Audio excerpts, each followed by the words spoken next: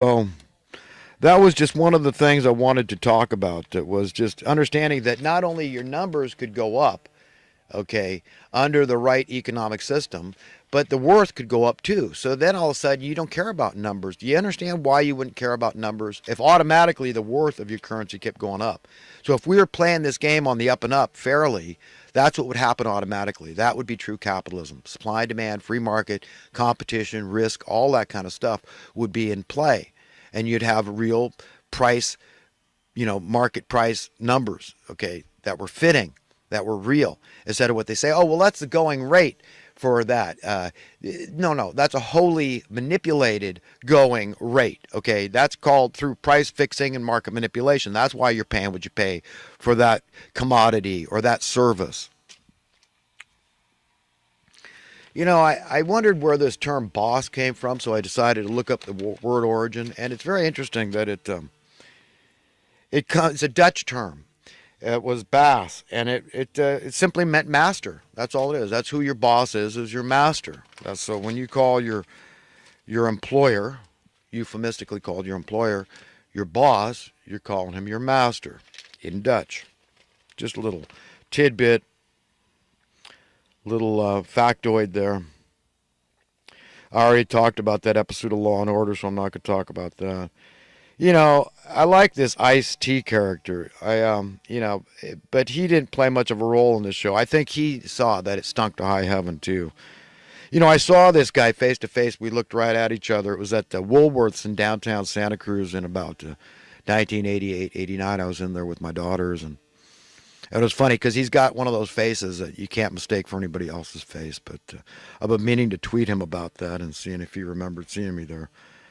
But I'd at least tell him I saw him there. But yeah, that was a while ago. But yeah, he's got one of those faces that you can't forget.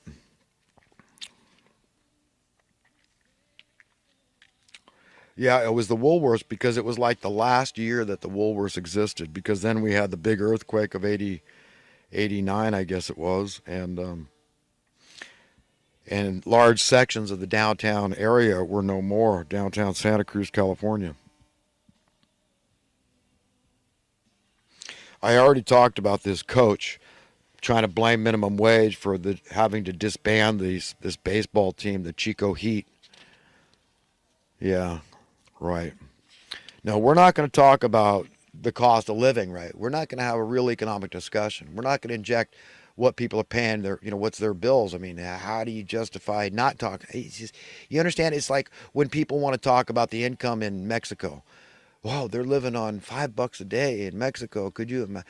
But without telling you what is their cost of living, nuts and bolts, bottom line, what does it cost? You see, I'm not saying it's not bad. I'm not saying it's not really poverty stricken. The point is that it's an irrelevant statistic if I don't know the other one. So I could compare it to how it is here when people are trying to live on, $1,200 a month, for example, minimum wage or whatever it is. Nationally, it's far less than that.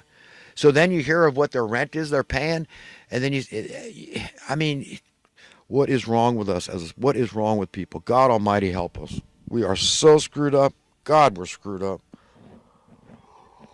Mm, God, we're messed up.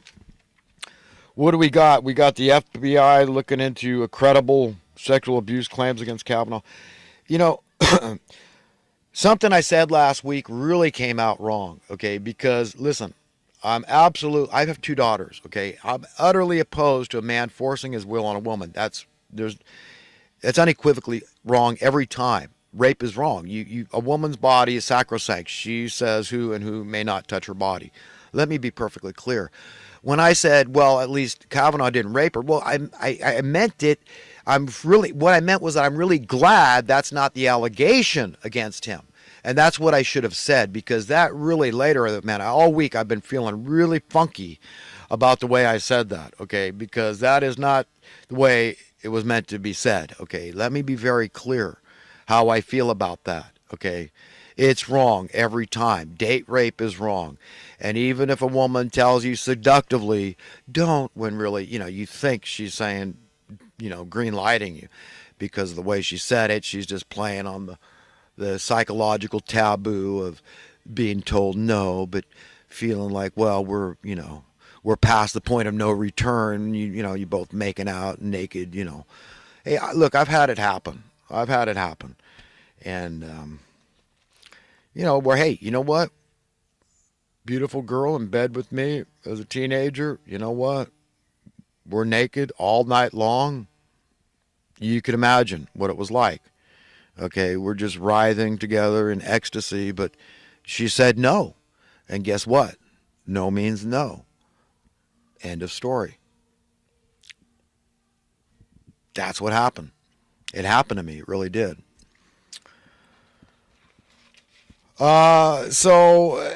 Strange things between a man and a woman can happen. I mean, when you're a playful young teen, I mean, that's what we're talking about here. Okay? These things can happen. Okay? They can.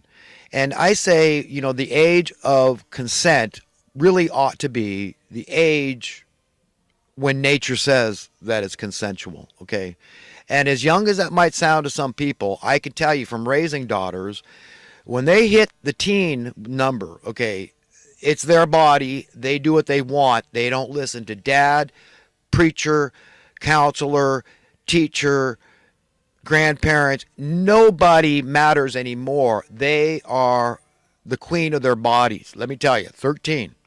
And so when the Jews come up with this figure for their bat mitzvah and their bar mitzvah, it's not for nothing. They're tapped into what nature says. Okay, so that might sound young, and it does. It sounds really kind of repugnant to think of a full-grown man being with a 13-year-old. I don't like that. I kind of like the 18 years being, so not to sound prudish, but not to sound pervy, okay? But we walk a tightrope in our opinions about these issues. So I'm just saying, I don't see that as a big immoral issue. This statutory rape thing, I don't see that. I don't think that is, what God said. Oh, you're so bad. How dare you lust after a young 13-year-old virgin? I mean, you're just, look, when she says it's her body, when she's already started her period, she can have children. Okay, that's what nature says. And still, like I said, I'm opposed to it. I like the 18. I think that's a pretty good number. I mean, but it is arbitrary and capricious. That we have to admit that. It just pulled out of air.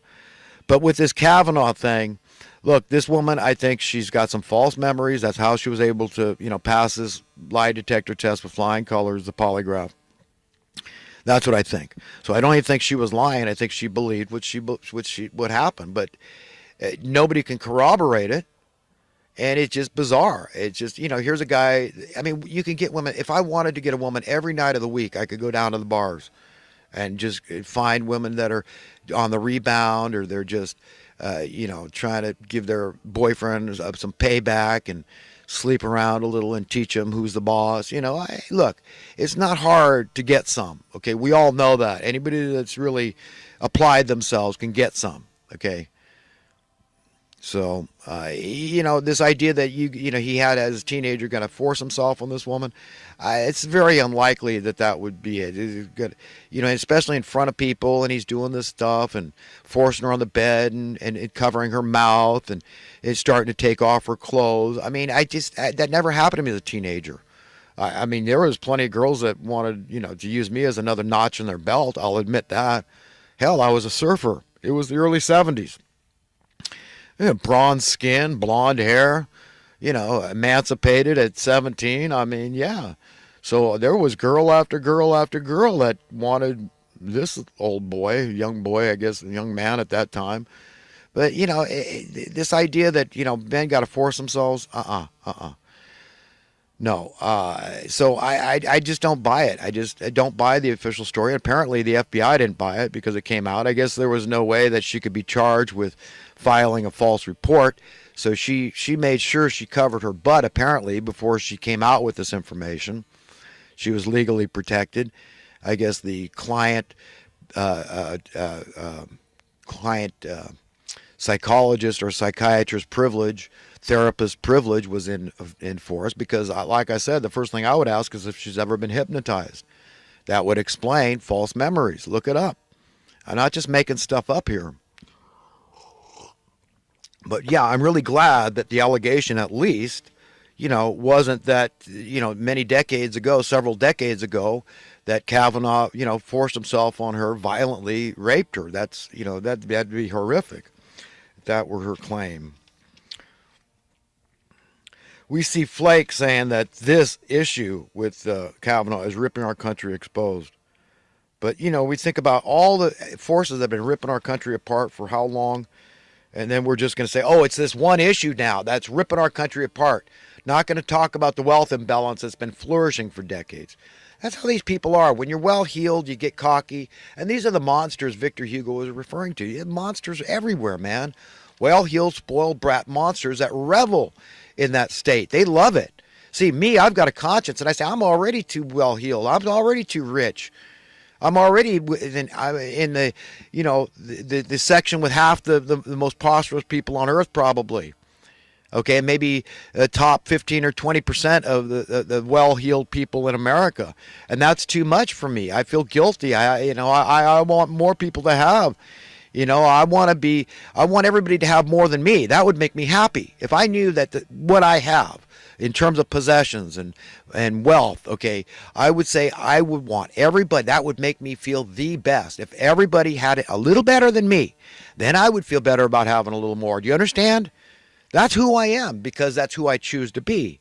Just like you need to choose to be exactly who you want to be. Figure out what it's really going to take to float your boat, to make you happy, to bring you peace and contentment, so you feel free and secure. Is it going to take that everybody else around you is like in that state? And I believe it is. And that's what I think you ought to be fighting for. That's what I'm fighting for. That's going to make me happy. I know it. I could see the end from the beginning. They keep saying we need property taxes. Anybody against higher property taxes doesn't want the roads fixed. They're evil people. Never talk about lowering their salaries. These politicians are out there for supporting this, vote this way on this issue. Man, they make me sick that this is the only answer. Always got to debase your dollars, right? Always just raise your taxes. That's debasing your tax dollars, right? The same with the cost of living, though. Cost of living tax. If it walks like a duck and quacks like a duck, if it's something you are mandated to pay either by law or by the need to survive, then it's a duck. It's a tax. And it feels bad. It could be onerous if it's overly burdensome.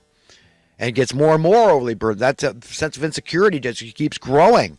Where does it end? That's why I'm always bitching and complaining about this. What's it going to take for this thing to stop? The pain to stop, for us to figure out that we got to bind the wound on the collective body of humanity where it's hemorrhaging, logically. Okay? That's what we've got to do. Figure it out, folks. Bind it and go on from there, man. That'll make you feel the best. That'll make you the happiest. I promise you. That'll bring you the most safety, security, and contentment and joy and everything good. I promise you. I promise you. I promise you. Prove me wrong. I promise you. Bind the wounds on the desperately poor, the downtrodden. Jesus said that's him. That's him. Yes, he called himself the Son of God, and I believe it. And he called himself the Son of Man, and I believe it. And he called himself the least of men, and I believe it. And you can believe it too. It's your choice. To understand the character and nature of God is nothing to fool around with, man. You want the fear of God in your soul. You want to be accountable, answerable. You want him to convict you if you're evil and on the wrong track and get you on the right track, to repent or perish. All of us. Me too. I'm just human. We got Kanye West on TMG and Harvey bugging him about taking his hat off. And, Harvey, you know what, man? You're infatuated with this guy. And yet, you hate Trump. You think Trump's, a big fat racist and anti-woman, anti-immigrant, and just this big fat meanie. But you don't get into economic stuff. Harvey won't touch on this stuff. He just wants to be, politically biased. Oh, well, I'm just a lefty and, I'm liberal. But really, these terms, there's no attempt to define, interpret these terms. to really, help people. Where are you coming from, Harvey? How do you feel about minimum wage? Let's ask some hardball questions to Harvey. What's your stand on this? How do you feel about setting the captives free? What's taught in the Jewish what do they call it? The Torah.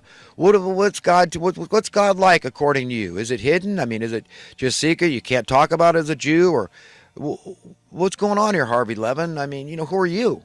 This is stuff that Kanye ought to pose to Harvey for his own good, not to get him on the spot, make him uncomfortable, and wriggle around and be dodging the questions and all this. No, but to just call people out. He's in a very great position of influence there on TM.